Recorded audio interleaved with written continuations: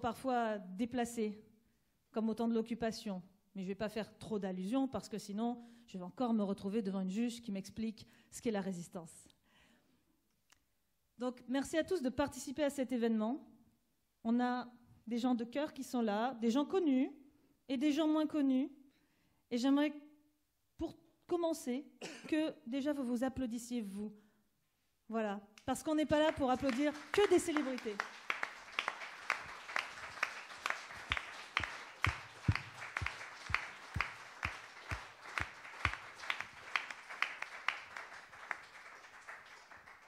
Si aujourd'hui, on est réunis comme une grande famille, c'est bien grâce à toutes ces personnes qui nous ont privés de quelque chose.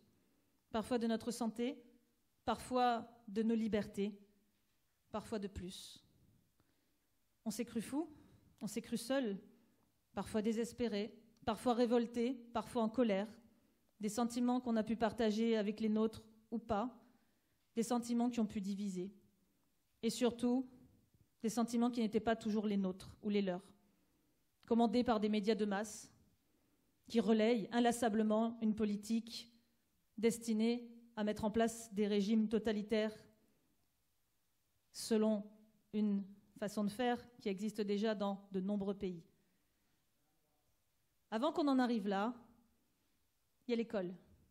Avant les médias de masse, on forme nos générations, depuis leur plus jeune âge, à se soumettre, à obéir, sans réfléchir, tout en prônant l'esprit critique, ce qui est très grave et qui a justement fait que la France est redescendue totalement dans tous les classements en termes d'éducation, alors que nous étions un des pays les plus importants et les plus prolifiques en termes d'éducation, mais aussi d'intelligence.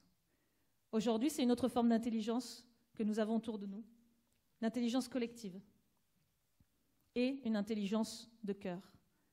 Il y a vous, il y a tous ces intervenants qui sont là sans se faire payer, voilà, je le dis officiellement, qui ont fait de la route, qui sont venus de tous les coins de France, comme vous d'ailleurs, en tant qu'être humain souverain. Il y en a qui viennent même d'autres pays, de Suisse, de Belgique, du Luxembourg. On a la chance d'être superbement accompagnés sur le côté rediffusion. Voilà, on a Agora TV qui est avec nous, on a Philippe aussi qui est venu, Kairos, voilà. On a cette chance d'être bien accompagnés, sinon aujourd'hui on ne serait pas là tous ensemble. Voilà, on ne serait pas là à faire ça. Et c'est grâce à tout le monde, ça donne du baume au cœur, qu'aujourd'hui on combat la division. Vous êtes la preuve, ici, que les divisions n'ont pas gagné. Et je pense qu'on va encore en reparler durant ce week-end. Voilà. C'est une des grandes leçons, peut-être la meilleure même qu'on a appris ces dernières semaines et ces derniers mois. Il y a le gouvernement, peut-être les autorités, autoritaristes, je ne dis même plus autorité, et il y a aussi les êtres humains, d'autres les appellent trolls, qui finalement font encore mieux le travail du gouvernement pour nous démotiver, pour nous briser le cœur. Et ce soir, au lieu de vous raconter des horreurs en discours d'entrée et vous dire que la situation est terrible, qu'on va tous, voilà, le monde va se renverser, se détruire, j'aimerais plutôt vous donner un message d'espoir, d'espérance même, pour avoir le mot plus exact. Parce que si on est tous là, c'est qu'il y a un brillant avenir, un très bel avenir pour nous et pour nos enfants. Alors je vous remercie du fond du cœur, au nom des hommes.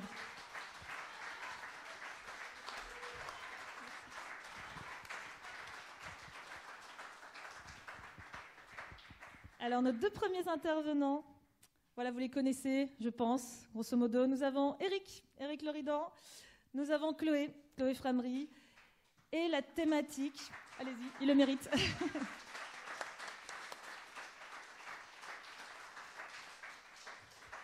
Et la thématique abordée, en tout cas de départ, ils sont autorisés évidemment à courir le fil de leurs pensées et de leurs connaissances, c'est les liens de corruption, ou plutôt la corruption qui est entrée dans le monde médical, qui était déjà, dont peut-être Éric peut bien nous parler, et la corruption en règle générale qui existe et dont nous n'étions peut-être pas informés.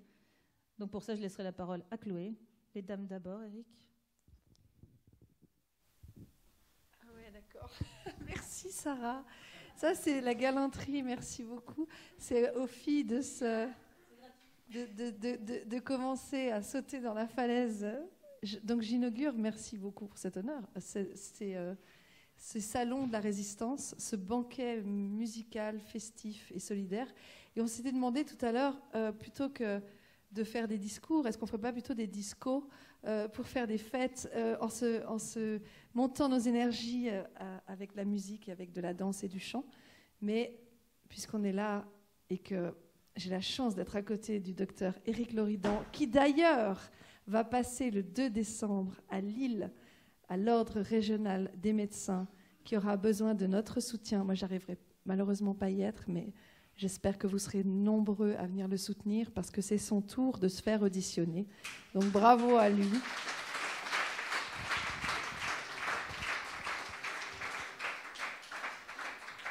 Ce qu'on a en commun, c'est que il s'est fait suspendre et je me suis fait licencier pour à peu près les mêmes raisons, finalement. De n'avoir pas cédé au chantage, à la corruption, aux mensonges généralisés, et d'avoir su garder notre indépendance de pensée et de valeurs. Et ces valeurs-là, elles ne sont pas achetables, et c'est ce qui dérange justement ces autorités qui nous parlent de devoir de réserve, ou pour ma part, devoir d'exemplarité ou de fidélité à l'État. Et quand on parle de ces 3 devoirs qui sont apparemment plus importants que les compétences dont on peut faire preuve dans nos champs d'expertise, que ce soit dans la médecine, que ce soit dans l'enseignement, que ce soit dans tous les métiers où nous avons vu des personnes qui ont été mises au rebut, suspendues. Eh bien, effectivement, c'est le moins qu'on puisse dire. C'est pas normal. Et ça l'emporte. Donc, c'est là qu'on voit que l'allégeance à un système, à des règles qui n'ont rien de logique, ou en tout cas qui ont une logique qui personnellement m'échappe, est plus importante. Ça réagit, c'est bon signe. Est plus importante que de faire bien son travail et d'être vertueux. Alors derrière tout ça, derrière ces marques de sanctions, d'oppression, de chantage, de logique qui n'a rien de logique. Par exemple, on a vu que les personnels qui sont encore suspendus en France, malgré que Janine Small, une directrice de Pfizer, l'ait dit devant le monde entier que ce prétendu vaccin ne permet pas d'empêcher la transmission, alors que c'était l'argument qui était avancé pour suspendre ces personnes qui n'avaient refusé cette injection, n'est plus valable. Et pour autant, ces personnes ne sont pas réintégrées. Et il n'y a aucune raison rationnelle ou logique pour expliquer cela. Mais malgré cela, les règles, c'est les règles. Même si elles ne se justifient pas, il s'agit de les appliquer. Et c'est là qu'on rentre dans l'absurde. Et c'est là qu'on se dit, mais est-ce que c'est nous qui sommes fous ou est-ce que c'est eux? Et on voit aujourd'hui, au nombre qu'on est, et puis en regardant tous les rassemblements auxquels on a pu participer ces derniers mois, ces dernières années, qu'on est loin d'être seul et qu'on est très nombreux. Et qu'ici, on voit les personnes qui se déplacent, mais on ne sait pas combien de personnes savent et ont compris la supercherie, mais pour autant ne sortent pas encore de chez elles pour diverses peurs. Et donc, ce qu'on voit ici, ce qu'on voit dans les rassemblements, ce qu'on voit dans les commémorations, dans les manifestations, eh bien, ce n'est que la partie émergée de la résistance. Et pour moi, c'est très réjouissant. Je vais passer le micro à Éric pour une introduction, puis ensuite on entrera dans le vif du sujet. Merci Chloé. Ça va être banal, mais j'exprime vivement ma joie d'être au milieu de vous. Alors, beaucoup de personnes m'ont salué, pensant être trop content de rencontrer un extraterrestre. En fait, c'est pas vrai. Et je vous assure que je serai vraiment... On est tous terriens, mais je serai vraiment... J'étais très bien, moi, dans mon anonymat de la salle de bloc opératoire. Franchement, il n'y aurait pas eu cette situation-là. Moi, j'aurais bien vécu ma vie comme ça a été avant. Ça aurait été sans doute moins douloureux, mais ça aurait été moins bénéfique, finalement. Et je vous propose juste de vous arrêter 15 secondes, 30 secondes, peut-être pas plus parce qu'on n'a pas beaucoup de temps, mais pour vous rendre compte peut-être de tout ce que vous avez perdu, mais ça vous le laissez de côté. J'ai discuté avec certaines personnes qui ont perdu leur job. mais tout ce que vous avez gagné en connaissance sur vous-même. Qu'est-ce que vous avez appris sur vous-même? Peut-être sur vos antécédents familiaux, peut-être sur vos parents, vos aïeux, comment ils auraient réagi à votre façon, comment ils auraient réagi dans des situations similaires.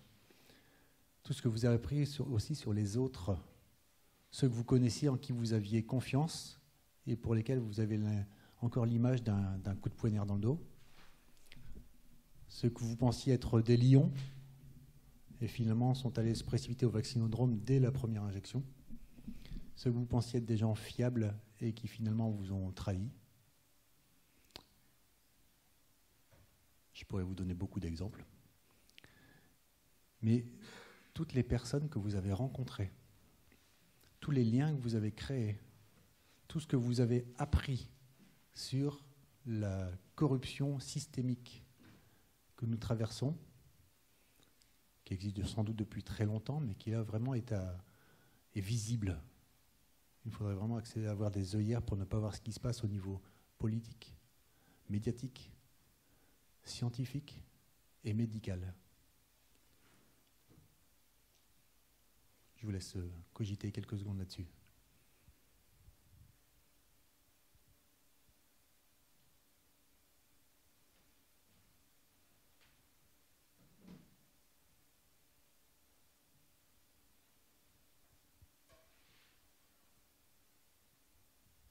Voilà, et surtout de ne pas se lamenter sur ce qu'on a perdu, c'est pas grave parce qu'on a gagné beaucoup plus. On a laissé beaucoup de choses au compost et maintenant il y a des fleurs qui poussent. Pour ceux qui ne me connaissent pas, et c'est tant mieux pour vous, je suis donc le docteur Éric Loridan, chirurgien digestif dans les Hauts-de-France, dans un hôpital très réputé du Pas-de-Calais.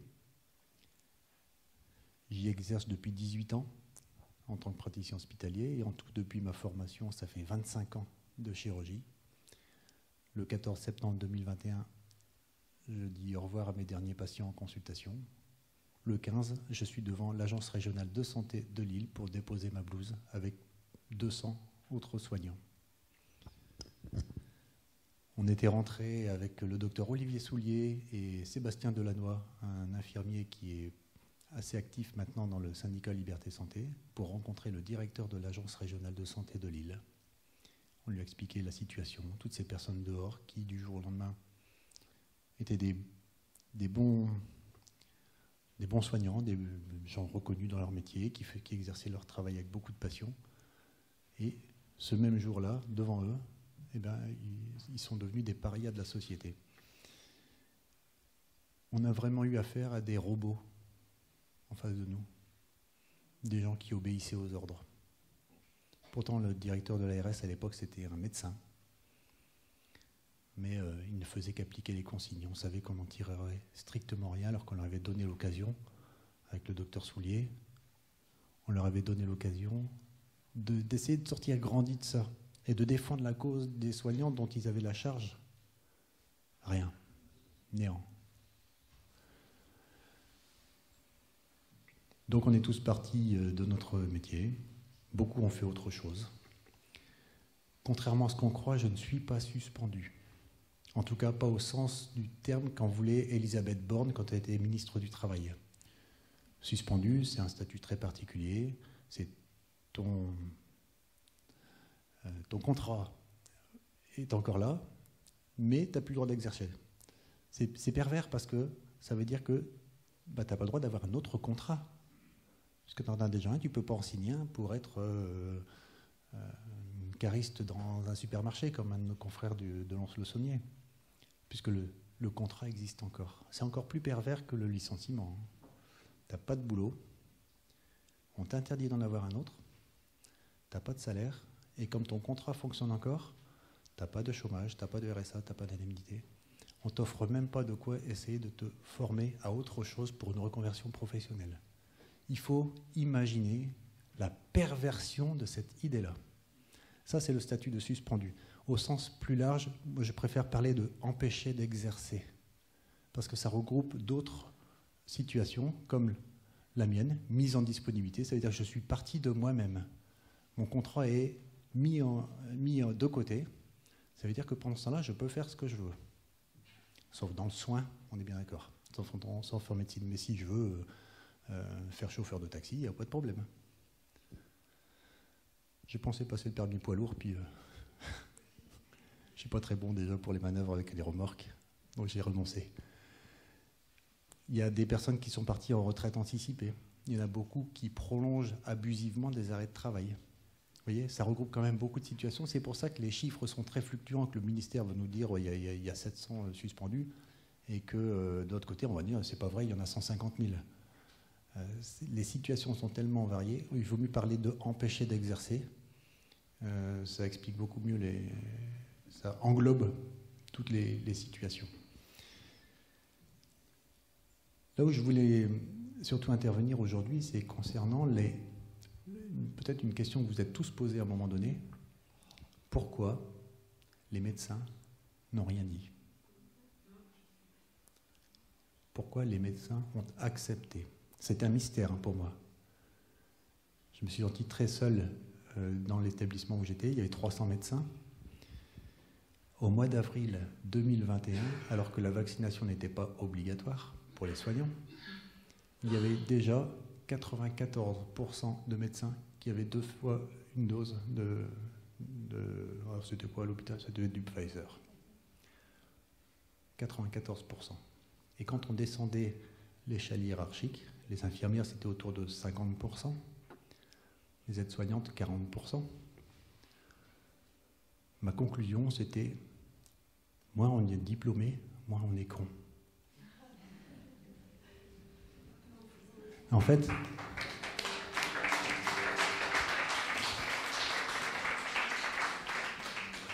et pourtant ceux avec qui je travaille sont des très bons praticiens, il n'y a aucun problème là-dessus. Mais l'esprit critique et la remise en cause, la remise en question de ce que l'on sait et ce que l'on a appris, c'est quasi une mission impossible. On nous a appris pendant nos études de médecine des protocoles, des maladies, des médicaments, des vaccins, encore qu'on ne nous apprenait pas grand-chose sur les vaccins, mais c'est surtout le calendrier vaccinal qu'il fallait connaître. On l'apprend pour les études, puis après on l'oublie. Et en fait, les médecins, dans leur cursus médical, sont amenés à bachoter, à prendre très fort par cœur beaucoup de choses.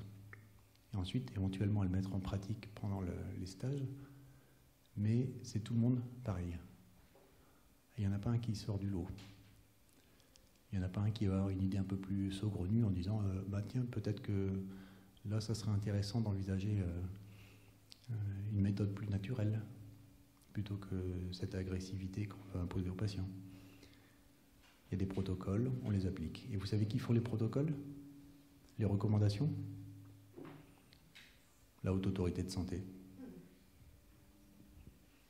Voilà. Je vais vous donner un exemple pour que vous compreniez mieux ce que je veux dire.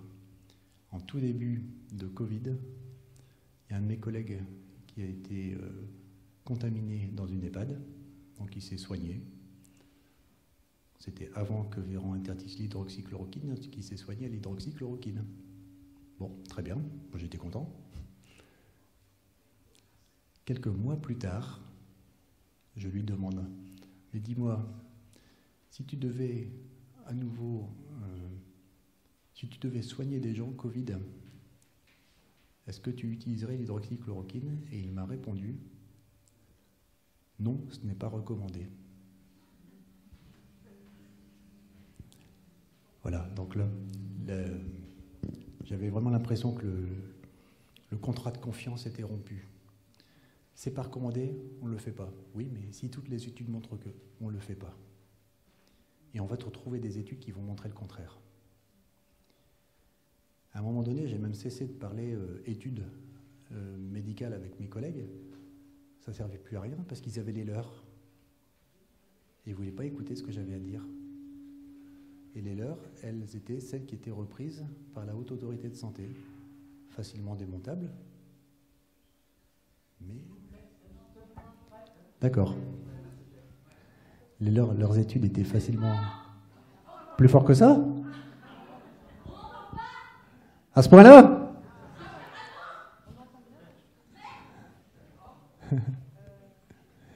Et donc là, j'ai...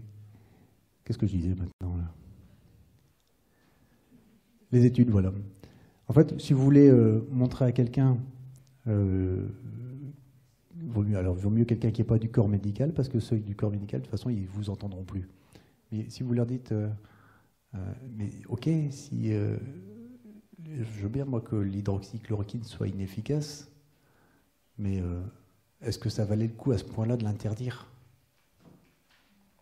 On fait le même petit truc. Puis lui dites, moi j'ai cliqué 6 petits mots, tranquille, sur mon moteur de recherche, 6 petites lettres, c'est C19HCQ, et en lisant tout ça, en le faisant traduire, parce que c'est en anglais, C19HCQ, vous tombez sur le site du FLCCC, Frontline COVID Critical Care, de Pierre Corry et Paul Marik, aux États-Unis. Et en fait, vous avez, quand on reprend toutes ces études, toutes celles qui sont mises, c'est-à-dire celles qui sont positives, celles qui disent que ça ne sert à rien, celles qui sont en prospectif randomisé, c'est des études de cohorte, des études observationnelles. Vous mettez tout ça dans un shaker, vous mélangez, et puis après vous voyez ce que ça donne. Vous avez plus de chances de faire Orléans-Paris au volant de votre voiture, les yeux bandés, et d'arriver intact, que de trouver une molécule inefficace qui a autant de preuves à son actif. Une chance sur... alors à un moment donné, c'était 711 trilliards. Trillions, oui, ou 711 trillions. Je ne sais pas si vous imaginez ce que ça veut dire. Voilà. Même chose avec l'ivermectine, enfin peu importe. De toute façon, parler des traitements avec les médecins est devenu quelque chose de tabou déjà très très vite. Très très vite, même à l'hôpital, même quand je travaillais encore.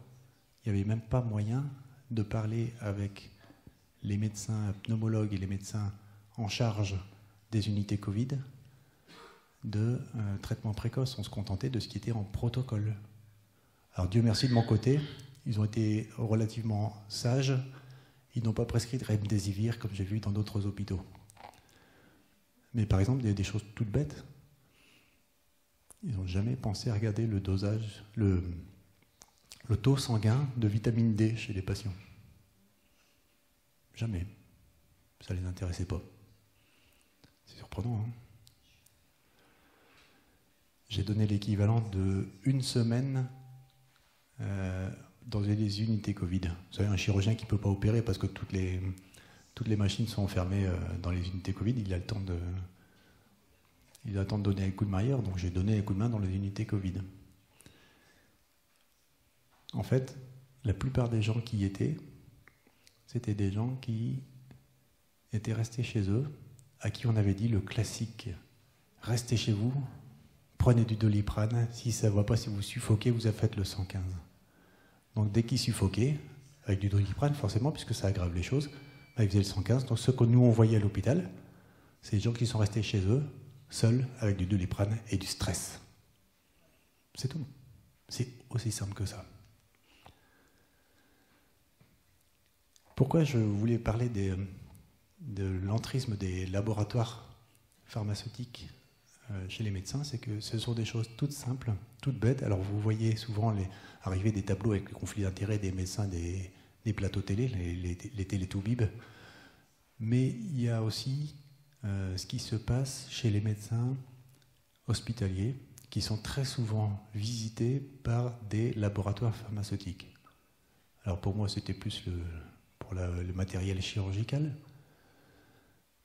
mais en fait les laboratoires, je les voyais, hein, les gens les gars des labos devant la porte des cardiologues, etc., on les voyait souvent.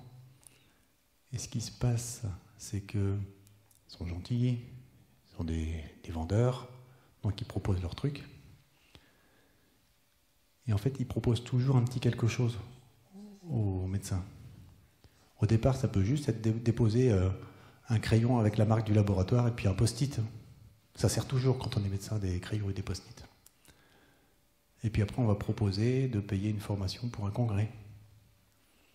Alors, au début, ça peut être juste un congrès à Paris.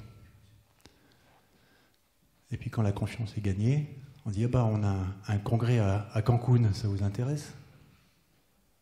Voilà, le congrès est complètement inutile, bidon. Le programme aurait très bien pu être fait à Paris, mais on les emmène plus loin. Et le médecin se sent toujours un petit peu redevable de quelque chose vis-à-vis du laboratoire. Quand ils reçoivent un tel cadeau, vous en faites pas que, consciemment ou pas, ils continuent de prescrire le médicament qui a été proposé. Et ça, après, c'est difficile de dire non quand on vit de ce genre de choses et de pouvoir le remettre en cause quand une situation comme celle qu'on a traversée arrive. On a tellement gagné de reconnaissance sociale, de prestige, d'argent, de bénéfices en nature. Eh bien, comment voulez-vous qu'après on dise je remets tout ça de côté? C'est très difficile pour un médecin. C'est justement sur ça que je t'avais interrogé hier, parce que bravo Eric, c'est important de témoigner. Et c'est vrai qu'on n'entend pas souvent ce genre de témoignage de comment on corrompt l'autre, comment on corrompt une profession, comment on corrompt un responsable qui soit médecin, mais aussi un politicien, et aussi un prof, et aussi toute une panoplie d'administrateurs et de fonctionnaires, qui soient à la Commission européenne, qui soient à l'OMS, qui soient à l'ONU, qui soient à l'État. Et moi, j'habite, donc vous le savez, je pense, dans la ville et dans le pays d'où partent toutes les directives mondiales concernant les mesures restrictives à appliquer dans tous les pays du monde, mais avec une préférence pour les pays occidentaux qui n'ont pas encore eu l'expérience du pillage, de la manipulation, de la colonisation. Je pense que ça a beaucoup moins marché dans les pays du Sud qui sont pillés, colonisés, esclavagisés depuis des centaines d'années, et que nous, petits blancs européens, américains, canadiens, qui avons toujours pensé qu'on était les rois du monde parce qu'on pouvait voyager où on voulait avec nos petits passeports et nos petites cartes d'identité, qu'on n'avait pas de restrictions, qu'on avait assez à manger dans le frigo, qu'on avait l'eau courante, qu'on avait l'électricité, qu'on avait les droits de l'homme, enfin, on croyait les avoir, eh bien, on ne s'est pas méfié. Et pendant des générations, on a fait confiance à l'État, à l'autorité, à l'école, aux administrations, à la blouse blanche. Et ça nous est tombé dessus en 2020, pour ceux qui se sont réveillés, disons, qui ont découvert qu'on pouvait nous mentir, que les autorités, que la télévision pouvaient nous raconter des salades pour nous amener à des violations des droits fondamentaux au prétexte de notre santé et de notre bien-être. Et donc j'habite dans cette ville, Genève, qui héberge une quarantaine d'organisations internationales. Et les organisations internationales, il faut le savoir, sont exemptées de toute forme d'impôt et de toute forme de pression juridique. C'est-à-dire qu'on ne peut pas pénétrer les lieux, arrêter les personnes, engager des procès, leur demander de respecter les lois du pays, puisque toutes ces organisations internationales sont des États dans l'État. Parmi ces organisations internationales, celle qu'on connaît le plus depuis le Covid, c'est l'OMS, l'Organisation mondiale de la santé, l'ONU, l'Organisation des Nations unies, l'Alliance Gavi, Global Alliance for Vaccines and Immunization, qui a été fondée par la Fondation Gates en 2000, à la suite du forum de Davos de janvier 2000, et on a le fameux Forum économique mondial. Disons que ça, c'est les 4 qu'on connaît le mieux, je pense, mais on a aussi l'Organisation mondiale du commerce, l'OMC, on a aussi l'Organisation mondiale de la météorologie, l'OMM, qui va jouer un rôle manifestement et vraisemblablement prépondérant dans ce qui arrive, puisqu'on passe du covidisme au climatisme. Les 3 C, nous disait Klaus Schwab en 2021, climat, Covid et coopération. Coopération de l'ordre mondial stable, comme dirait un certain Emmanuel Macron il y a quelques jours à l'APEC. C'était une réunion en Asie où il parlait, vous saviez, des animaux et de la jungle dans lesquels on avait des éléphants qui voulaient se faire la guerre et les autres animaux qui voulaient encourager cette guerre. Et c'est quelqu'un qui nous pousse à la guerre. Il parle que de guerre d'ailleurs, hein, Macron. On est toujours en guerre, pour quelque raison que ce soit pour une maladie, que ce soit pour l'Ukraine, que ce soit pour le climat. C'est la guerre à tous les étages. Et donc, à Genève se décident toutes ces choses. Alors, j'ai voulu creuser, puisque c'est la ville dans laquelle je suis née et dans laquelle j'habite, et il s'est trouvé que l'Alliance vaccinale Gavi était à quelques centaines de mètres de chez moi. Un bâtiment horrible qui m'a donné envie de comprendre ce qu'il y avait derrière. Et quand on creuse un petit peu, de la même façon que les médecins sont corrompus avec des cadeaux, avec des avantages, avec des flatteries, avec des compliments, eh bien, cette alliance qui a été mise en place à la suite du Forum de Davos de 2000 est financée, soutenue par l'OMS, par la Banque mondiale, par UNICEF, par la Fondation Gates et par des multinationales comme Coca-Cola, Google, Mastercard, Visa, des banques et évidemment par les labos pharmaceutiques. Et ensuite, quand on creuse un petit peu et qu'on regarde l'un des partenaires de Gavi, qui s'appelle ID 2020, ID, Identité Digitale 2020, qui a été fondé par le MIT, Massachusetts Institute of Technologies, qu'on retrouve d'ailleurs dans plusieurs projets du même ordre dans le transhumanisme, eh bien Gavi finance ID 2020 avec la Fondation Rockefeller, avec Microsoft et avec Accenture et avec IDEO, qui sont aussi des sociétés technologiques.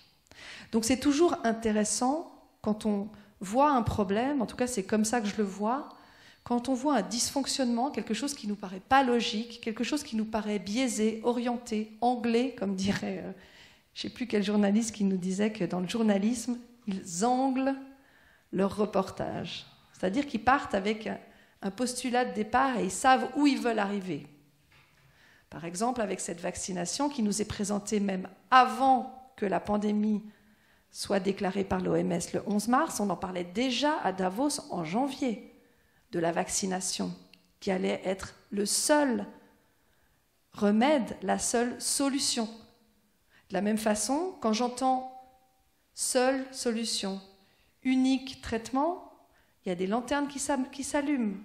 Il n'y a jamais une solution à un problème, il y en a toujours plusieurs. Et on n'a jamais, et c'est la prof de maths qui vous parle, la solution avant d'avoir découvert le problème. Ça n'existe pas. Chronologiquement, ça n'est pas possible.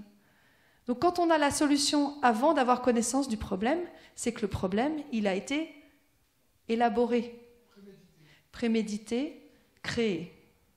Et à partir de là, eh bien, on se renseigne sur qui finance, qui tire les ficelles, d'où viennent les gens qui nous promettent le remède vaccin miraculeux, qui n'a même pas été testé, qu'on n'a même pas encore fait d'après leurs allégations. Et on se rend compte que derrière tout ça, il y a par exemple les membres du conseil de fondation du WEF, du Forum économique mondial, dans lesquels on trouve le président de BlackRock, Larry Fink, la présidente de l'OMC, l'Organisation mondiale du commerce. Alors son nom c'est Ngozi Okonjo-Iweala.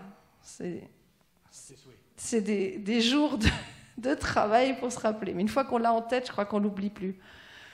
On a Al Gore avec sa vérité qui dérange. Vous savez, le film, la vérité qui dérange tellement que le film a été un blockbuster. Déjà, ça aussi, ça nous met la puce à l'oreille. Quand une vérité qui prétendument dérange est montrée au grand public, n'est pas censurée et plébiscitée par les médias, c'est qu'elle ne dérange pas du tout, cette vérité, et que c'est à la limite pas du tout une vérité.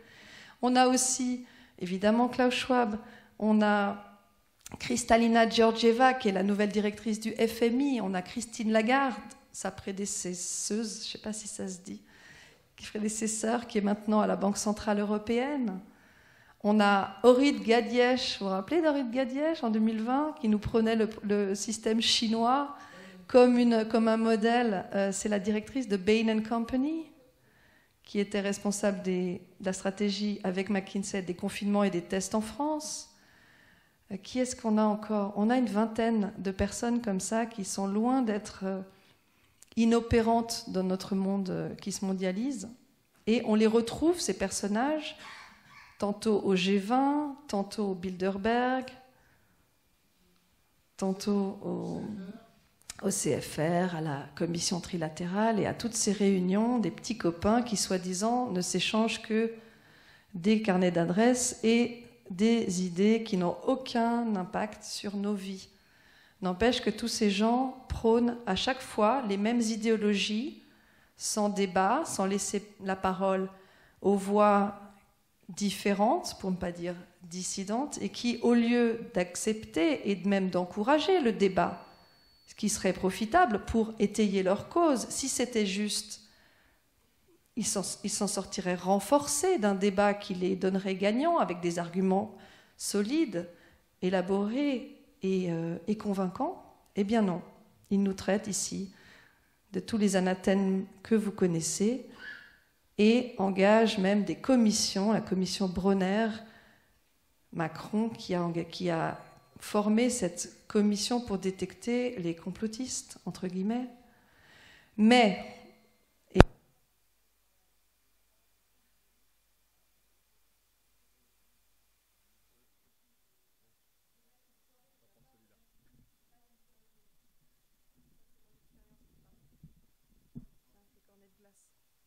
est-ce qu'on m'entend là?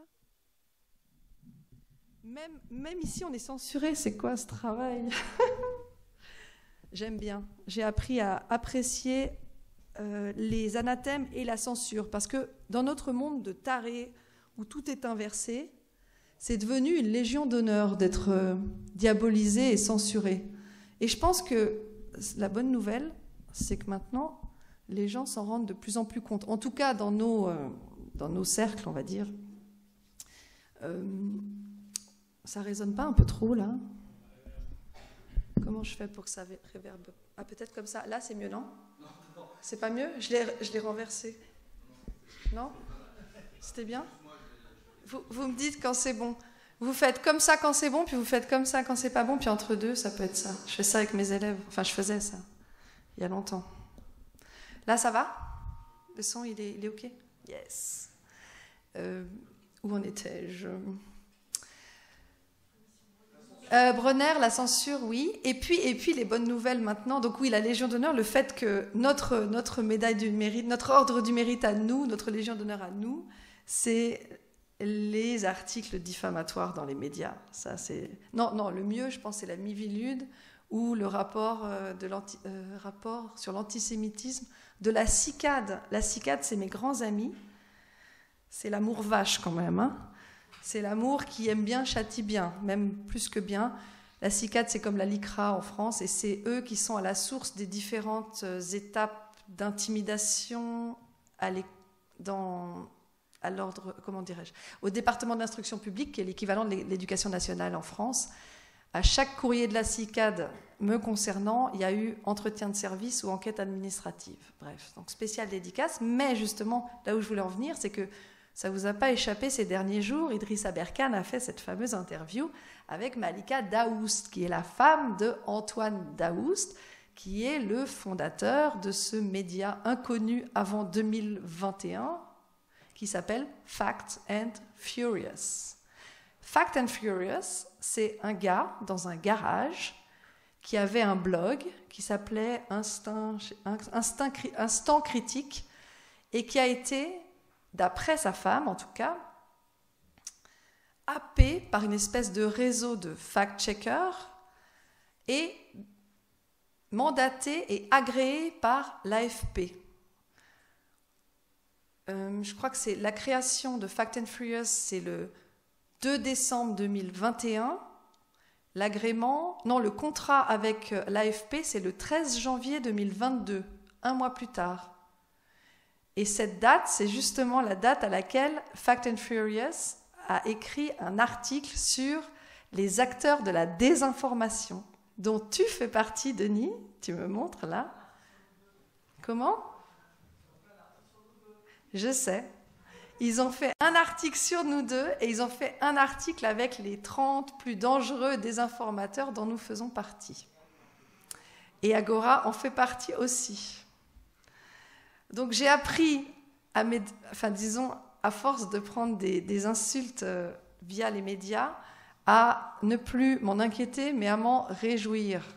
Et je suis contente, et vous faites partie aussi des gens qui ont subi ces qualificatifs, cette stigmatisation, cette discrimination, cette ségrégation. Et je pense que nous pouvons être fiers de nous. Et ne lâchons rien, parce que je crois que la vérité est de plus en plus difficile à cacher et qu'au moment du règlement des comptes, au jugement dernier, eh bien, les résistants se rappelleront de ce qu'ils ont fait durant ces années critiques.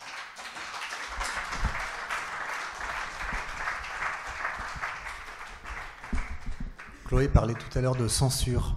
Alors c'est important. Je ne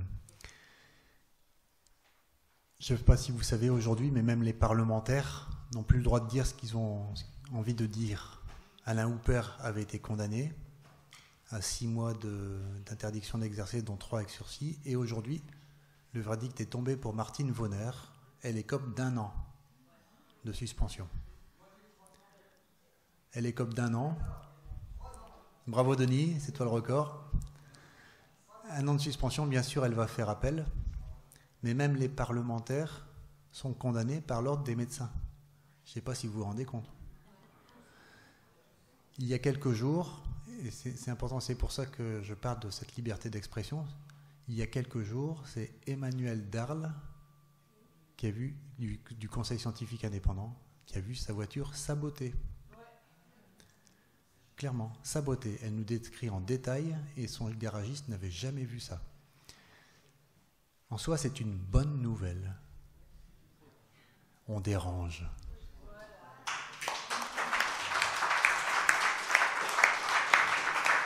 On se réjouit qu'il ne soit rien arrivé à Emmanuel et à ses enfants, mais ça veut dire qu'il commence à avoir un peu les chocottes, pour commencer à avoir des procédés aussi minables, aussi criminels.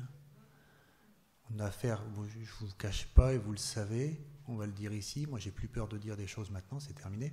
D'ailleurs je me demande si j'ai déjà eu peur. On a affaire à une bande de criminels, mais en mafia organisée. On est d'accord.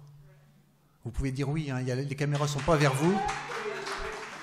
Les caméras ne sont pas branchées vers vous, je prends tous les risques. Vous pouvez le dire.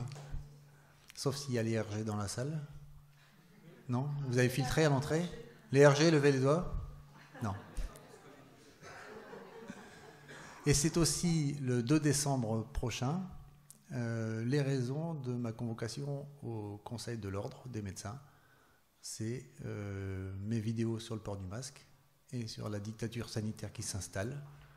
Je regrette d'avoir à dire que finalement j'avais pas tort, même si la forme était peut-être un peu violente, le fond est tout juste. Et j'ai parlé de Nuremberg et je persiste à dire qu'un jour pour ces gens-là, il y aura des procès en règle, en bonne et due forme, et on fera une distribution de pyjamas orange.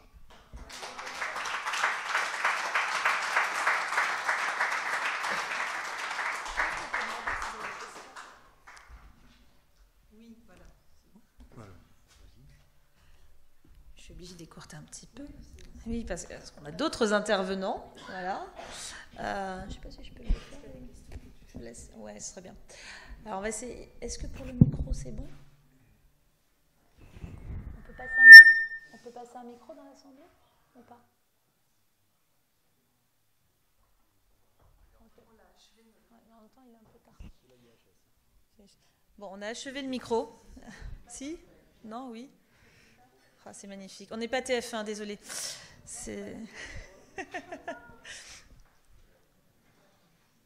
Des petits moments techniques magnifiques. C'est vendredi, soyez gentils. Juste pour vous dire que TVADP a bientôt 1 an. Et toi, ton association, elle a 6 ans.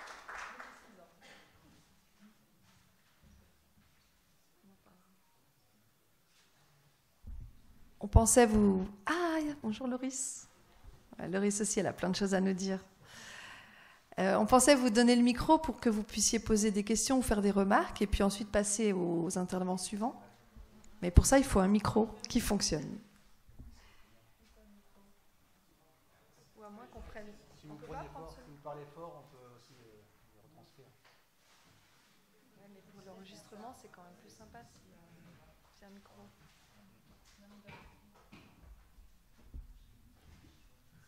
J'espère que pendant les quelques secondes de silence, vous avez pu réfléchir à tout ce que vous avez gagné, ce que vous avez appris pendant cette période. Moi, il y a 2 choses que j'ai remarquées par rapport à toutes les personnes qui se sont très vite réveillées, qui ont compris très vite le coup. La première, c'est le temps passé devant la télévision est quasiment réduit à 0. Ouais, ça fait 28 ans que je suis marié, on n'a jamais eu de télévision chez nous. La deuxième chose que j'ai remarqué en discutant avec beaucoup, c'est parmi nos aïeux, on a des gens qui ont pris des responsabilités, qui ont pris des responsabilités risquées pour leur vie, mais pour les valeurs qu'ils voulaient défendre. Dans ma famille et des 2 côtés, il y avait des gens qui se sont engagés dans les forces françaises de l'intérieur ou qui avaient fait passer des messages. Peut-être que c'est aussi votre cas chez vous, mais en tout cas, j'ai l'impression que les chiens ne font pas des chats.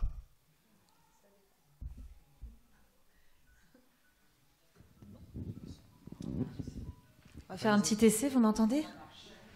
Jusqu'au fond? Non, j'ai quelqu'un qui me dit non. Bon, alors il va falloir essayer de parler un petit peu fort. Je vais laisser le micro dans l'assistance. Voilà.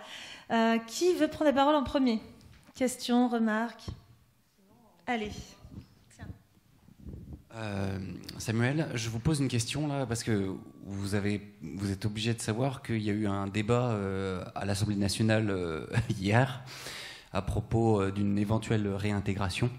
Alors j'aimerais bien avoir votre ressenti là-dessus, parce que la plupart des collectifs se disent mais c'est une loi pourrie, parce qu'elle se moque, avec des FFP2 et des, comment on peut appeler ça, des tests quotidiens. Enfin, c'est des conditions drastiques et donc qui sont très critiquables, surtout après les révélations de Janine Small, bien sûr. Donc j'aimerais bien votre retour là-dessus, parce que les collectifs sont un peu déboussolés, les suspendus sont déboussolés, ils se disent oui, non, peut-être, voilà, merci. J'ai l'impression que les propositions qui avaient été faites par les députés France Insoumise, j'ai oublié le nom de la dame qui... Madame Fiat, Caroline Fiat, ont été très mal perçues par les personnes dans ma situation, parce que justement ça maintenait quand même une forme de ségrégation. On a le droit de retourner travailler, on sera toléré au travail à condition de garder un FFP2 et de se faire mettre un tampon dans le nez tous les 48 heures. Ouais, ça va. Maintenant qu'on sait pertinemment que ce prétendu vaccin, cette injection, n'empêche nullement ni la transmission ni d'être malade. Tous mes collègues ont été malades. Mais eux, ils ont eu le droit de travailler. D'accord ? Moi, ça fait 2 ans que j'arrive pas à avoir une niflette et j'ai pas le droit de bosser. Fermez la parenthèse. Donc c'est du foutage de gueule. Et nous, c'est pas ce genre de conditions qu'on veut. D'abord, c'est nous maintenir dans une forme d'infériorité, de soumission. On n'a pas traversé tout ça pour continuer à se soumettre à un système qui nous broie. Donc ça, c'est non. Et je veux dire, chacun agir en son âme et conscience, mais si ce genre de choses passait avec cette condition-là, pour moi, c'est non et c'est non négociable. Je ne retournerai pas dans un établissement dans ces conditions-là. J'ai vu aussi, et c'est ça qui m'a le plus... au début, ça m'a énervé, puis après, ça finit par m'amuser. Ce sont les réactions des députés, soit des députés de La République En Marche, ou même d'un député Les Républicains, qui est professeur de médecine. Je vais commencer par lui, le professeur Juvin. Philippe Juvin, ouais. Je ne sais pas si vous avez entendu cette dernière intervention, mais on ne sait pas où il veut en venir. Il dit que c'est irresponsable de faire réintégrer des gens qui ne se seront pas fait vacciner parce qu'ils ne protégeront pas. Mais bon, on comprend qu'effectivement, le vaccin ne protège pas. Enfin, faudrait savoir, quoi. Il est parti dans un délire et il est professeur de médecine. Et il se réfère à ce que dit l'Académie nationale de médecine, qui n'a fait que 2 choses intéressantes en communiqué durant toute cette crise. 2. Alors qu'ils sortent un communiqué quasiment tous les mois. Le premier, c'était sur la vitamine D. Il préconisait un dosage, surtout chez les personnes fragiles et âgées, et une supplémentation. Génial. Ça n'a jamais été suivi d'effet. Le deuxième, c'était quand il nous disait qu'il y avait des accidents avec des accidents de brèche de liquide céphalo-rachidien avec les tests PCR. C'était les 2 choses intelligentes qu'ils ont faites. Le reste, je suis désolé, mais ça ne vaut même pas de quoi se torcher. Et même la dernière déclaration en disant que c'était une responsabilité de faire réintégrer les soignants, mais on marche sur la tête. Je ne parle même pas des lois du travail, on marche complètement sur la tête là-dessus. Donc, Philippe Juvin, qui se réfère à l'Académie nationale de chirurgie et à la Haute Autorité de Santé, il se planque derrière en disant « bah non, ils ne veulent pas ». Il n'assume même pas ses responsabilités à lui. Et la deuxième, c'était une députée de La République En Marche. C'était très intéressant ce qu'elle a dit, parce qu'elle a dit qu'il ne fallait pas que nous amenions du complotisme dans l'hôpital. Ça veut dire qu'en fait, ils savent très bien une chose, c'est que si les soignants suspendus revenaient dans les hôpitaux, on contamine les gens, non pas avec le virus, mais avec nos idées. Parce que dans les hôpitaux, je vous prie de croire, pour en avoir discuté avec les uns et les autres, que les mentalités commencent sérieusement à changer. C'est souvent une espèce d'omerta, on n'en parle pas, mais il suffit de titiller 1 ou 2 soignants pour se rendre compte qu'ils ont compris dans quoi ils avaient mis le doigt. Juste un truc, j'avais rencontré un urgentiste, et il m'avait clairement expliqué à un moment donné, il avait vu un patient qui était Covid, mais qui avait un problème autre à régler. Et puis il m'a clairement dit, de toute façon, plus les gens ils sont vaccinés, plus ils font le Covid. Ah, ça y est, ça rentre enfin. Hein, c'était long, hein, il a fallu 2 ans, mais ça commence à rentrer un peu dans la mentalité. Ouf. Je ne sais pas si ça répond à la question. Il y a un autre élément, c'est que, comment dire, ça peut être un piège pour les soignants, parce qu'une fois que cette loi sera effective, si le soignant, entre guillemets, suspendu, refuse de prendre son poste, dans quelle situation va-t-il se retrouver? Il va être obligé, en fait, une nouvelle fois, de faire quelque chose qu'il ne veut pas faire. Donc, il n'y a pas de réponse à cette question pour l'instant. Ne doutez pas une seule seconde du degré de perversité des gens qui font ces lois. Et il y a un élément, c'est qu'on n'a pas parlé aussi des arriérés de salaire, des 14 mois de salaire qui sont offerts gracieusement par les suspendus. Donc c'est vrai que c'est préoccupant et on ne voit pas une solution quand même à moyen terme, parce qu'il y aurait peut-être aussi la possibilité pour les collectifs de militer pour retrouver le droit d'exercer. Vous avez parlé du fait que vous étiez empêché d'exercer, et plutôt qu'une réintégration, afin que des structures ou des maisons de santé indépendantes du système puissent émerger. Mais c'est un vaste programme. On le fait, ça prend du temps, ça s'organise petit à petit, et de toute façon, on ne leur demande pas leur avis pour le faire. Espérons.